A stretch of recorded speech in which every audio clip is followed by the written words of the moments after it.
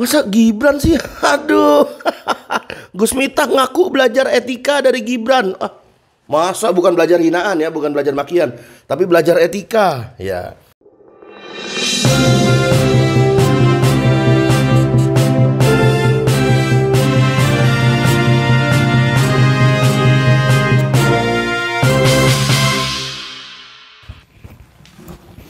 Ya, bismillahirrahmanirrahim. Assalamualaikum warahmatullahi wabarakatuh. Jumpa lagi Al-Fakir Abi Faisal.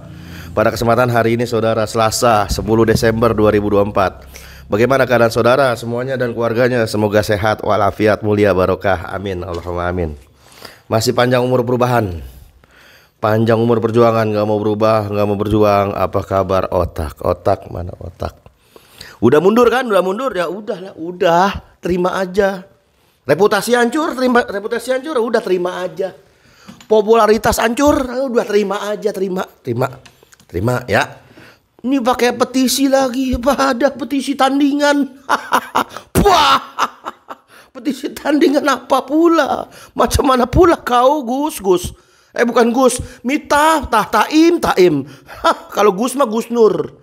Demi Allah, hanya Gus Nur yang paling pantas menyandang gelar Gus, ya kan? Kalau dibandingkan dengan dua Gus tadi, Gus Miftah atau Gus Nur, siapa yang lebih pantas? Gus Nur. Karena Gus Nur itu seperti apa sih? Seperti ulama lurus, hak batil, fokus kritiknya ke rezim yang zalim. Sesuai dengan hadis Nabi SAW, ya kan? Afdolu jihadi kalimatin hakin inda sultanin jair. Mengatakannya hak kepada penguasa zalim. Nah itu sebaik-baik jihad. Nah, tapi itu nggak pernah dilakukan oleh yang katanya Gus Miftah ini, ya kan? Taim ya. Taim cuman mengatakan yang lucu-lucu, mengatakan yang kasar-kasar kepada rakyat di bawah. Nauzubillah min zalik. Taim. Ada petisi kemarin, petisi Taim mundur. Sekarang ada petisi tandingan, petisi penolakan pengunduran diri Miftah. Wah. Mana ada kayak gitu. Tapi ada juga. Aduh kacau. Paling dia aja juga itu. Siapa nggak mungkin rakyat, ya kan. Rakyat ada cerdas, ya kan. Mana ada. Dia juga itu yang petisi tolak pengunduran diri Miftah. Tolak Miftah mengundurkan diri. Pret lah, jogetin aja lah mendingan. Udah ditekan, udah ditegor sama Mayor Teddy. Ya kan, apalagi Prabowo sampai ya kan buka suara. Harusnya udah terima kenyataan. Ini kita bacain berita saudara. Yang lebih mengejutkan lagi, ternyata ucapan kasar, kotor, ya kan, keji, barbar itu ternyata dia belajar dari siapa? Dari Gibran. Ya, dari Gibran, mengejutkan saudara. Gurunya Gus Miftah dalam hal makian, hinaan atau gimana itu. Masa Gibran sih? Aduh. Gus Miftah ngaku belajar etika dari Gibran. Masa bukan belajar hinaan ya, bukan belajar makian, tapi belajar etika ya. Yang bilang belajar hinaan itu netizen. Nah, jangan dibolak-balik nanti di screenshot lagi, ya kan, disebar, di-share hoak.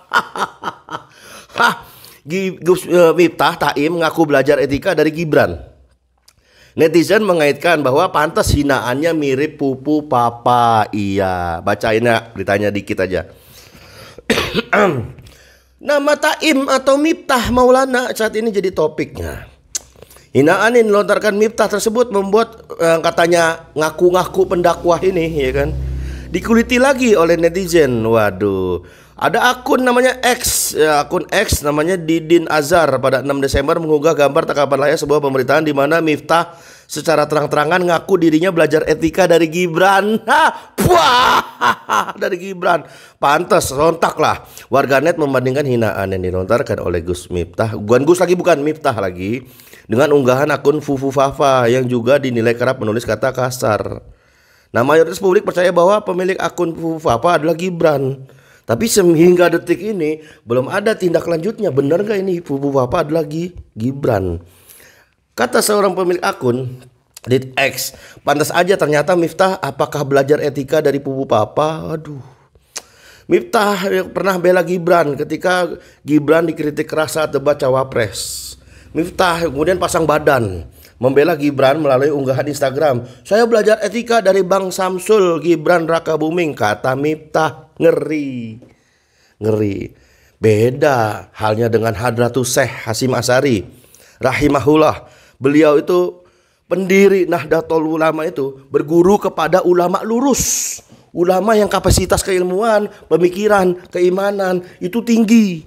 Gak ada ini Miftah saya berguru kepada Gibran, apaan? Pret. Hadratus Syekh Hasyim Asy'ari, semoga Allah merahmati beliau, berguru kepada Kiai Khalil bin Abdul Latif, seorang ulama karismatik yang sangat terkenal. Kiai Khalil Bangkalan di Madura. Itu luar biasa keilmuannya.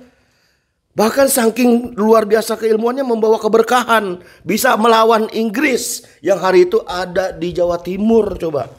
Tuh kalau berguru kepada orang yang notabene ulama lurus. Nah kalau ini berguru kepada Gibran, hasilnya ya didol goblok. Masa begitu? Nauzubillah min zalik. Kacau. Cuman gitu hasilnya. Ya elah, makian kepada pedagang es teh.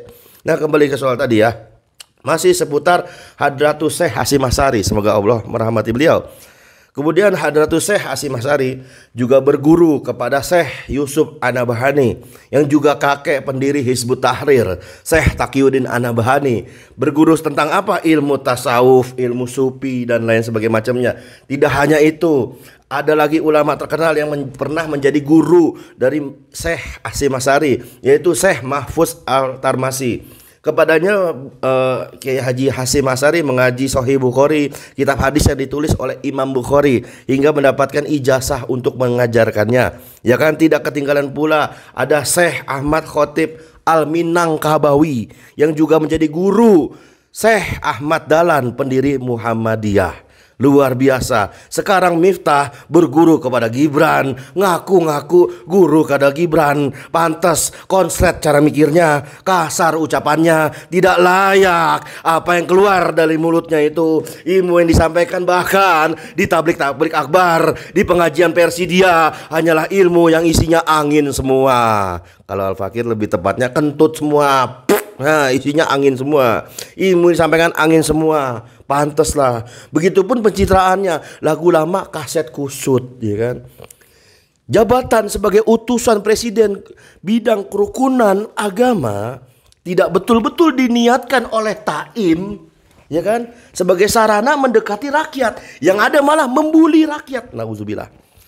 Harusnya jabatan presiden, utusan presiden bidang kerukunan beragama harusnya dimanfaatkan betul untuk menggali persoalan rakyat, apalagi persoalan keagamaan, sekaligus memberikan solusi bagi rakyat Indonesia dan bangsa dan tanah air Indonesia. Itulah yang harus dilakukan oleh Miftah, tapi tidak dilakukan. Dia hanya menggoblok-gobloki pedagang es. Dia hanya menggoblok-gobloki orang yang lagi dagang. Nah, uzubillah, tidak hanya menggoblok-gobloki orang yang lagi dagang, tapi juga si Miftah, si Taim menyebut Yati Pesek sebagai lonte. Bahkan Ustadz Khalid Basalamah dihina juga, dan banyak hinaan-hinaan lainnya.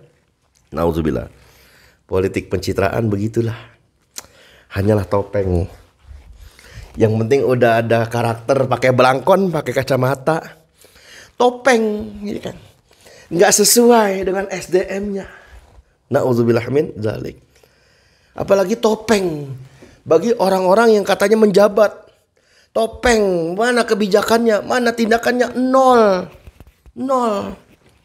Saat kesan baik direkayasa, ya kan. Yang tengah mengakui ada kelemahan yang kayaknya hendak ditutupi, malah dibuka juga. Berguru kepada Gibran, apaan sih lu? Apaan? Harusnya udah kayak gini, udah malu harusnya. Jangan jadi Gus lagi lah, udah tobat jadi Gus. Mendingan jadi Mustami aja, orang biasa aja. Jadi pendengar aja, jadi muhibin aja, ketahuan. Malu lah kalau jadi Gus kayak gini. Sejatinya pencitraan ini, upaya pencitraan apapun tidak pernah merebut hati rakyat. Yang ada hanya merebut hati, ya siapa lagi kalau bukan dan tidak lain adalah penguasa. Sebenarnya para penjilat ini, kebanyakan kan banyak penjilat ya. Penjilat ini mereka sedang membohongi jamaahnya. Tapi demi Allah, sebenarnya yang terjadi adalah mereka para penjilat ini sedang membohongi dirinya sendiri. Hah. Jadi melayani rakyat sudah bukan lagi prioritas, tapi menghina rakyat menjadi prioritas. Itu dipertanyakan kapasitas otaknya. Wassalamualaikum warahmatullahi wabarakatuh.